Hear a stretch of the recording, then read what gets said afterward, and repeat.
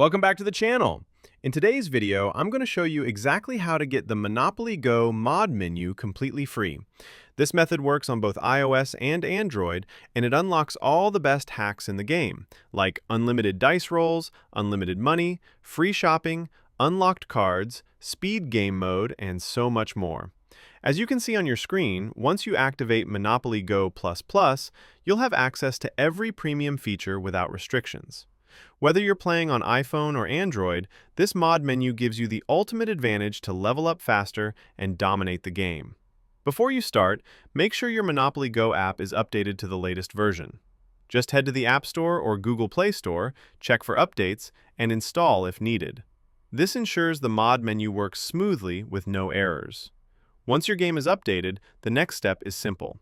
Scroll down to the pinned comment below this video. I've included the exact instructions and the download link for Monopoly Go++.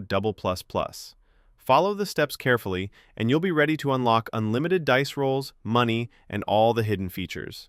That's it for today's tutorial. Enjoy your new Monopoly Go mod menu, and I'll see you in the next video. Bye for now.